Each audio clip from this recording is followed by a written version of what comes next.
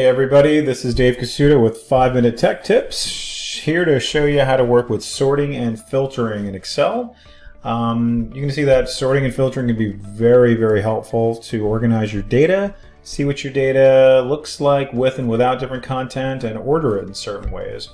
So I would like to find my data here, and I'd like to sort it by the number of sales from highest to lowest. So let's just start with that. So how do I do that? Very simply, just click anywhere inside of the column you want to sort by, right? No big deal. You don't have to highlight anything else. And you can see that when I sort this out, it understands what columns also need to go with that. So you don't need to highlight anything else or tell it anything else.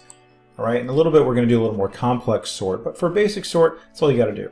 Sorting lives in actually two places, either in Home and then Sort and Filter. You can see there that is, or you can go in your data and you can see there is A to Z, just like that. And there it is from high to low. Fantastic. I can do the same thing. Let's just say I want to group all my quarters together. This time I'll go to Home, Sort and Filter, A to Z.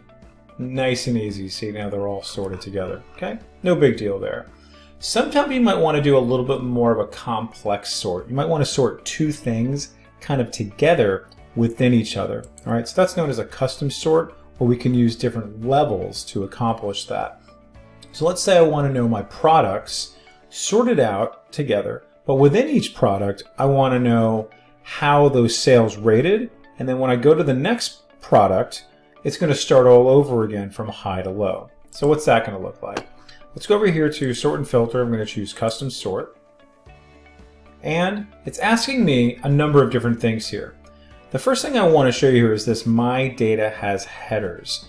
All right, it's very important that that is chosen, because if not, all of these column headings that are showing there will then get transformed into the column letters, which you don't really want. You want it to be able to identify it by the column headings that you've labeled. So what I'm going to do is I'm going to say I want to sort by product, and then I'm going to add on a level, and this is the key part. I'm going to add a level, and what level is that? I'm going to do by product, and within the product, I'm going to do sales. And you'll notice here, I can sort by A to Z, Z to A, smallest to largest, whatever you want to do. I'm going to keep it at smallest to largest. I'm going to keep it in alphabetical order, and then just simply click OK. And then you can see there's my aniseed, and it goes from 12,000 all the way to 48,000. And then once it gets to basil leaf, it starts all over again. Okay, so pretty cool, pretty slick. All right, so as promised, we're also going to do a little bit of filtering. So filtering, pretty great. It's kind of a good sort of like precursor if you've ever worked with pivot tables or considered working with pivot tables. This is a really good place to start. So let's just say I only want to see quarters 1 and 2 for aniseed and basil leaf. All right, so how do I do that?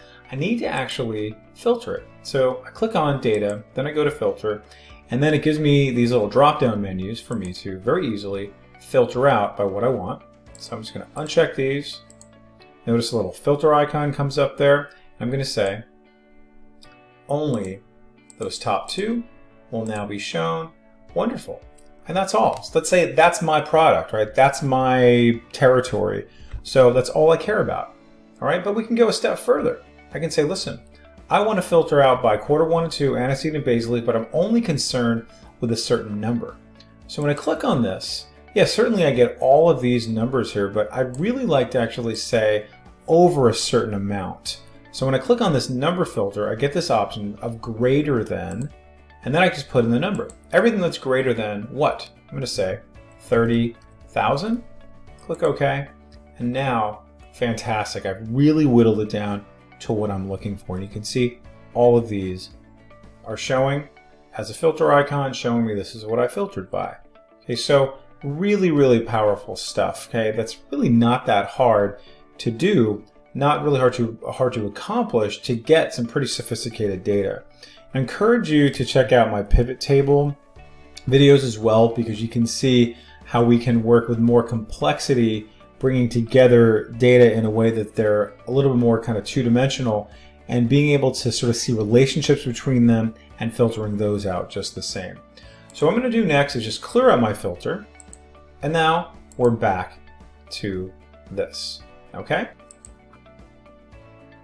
All right, and that's going to be it. Thanks for watching. If you have any requests for me, feel free to put it on my YouTube page and find me on LinkedIn. And also you can contact me through my website, SF Tech Training, with any questions or anything else. All right, see you in the next video.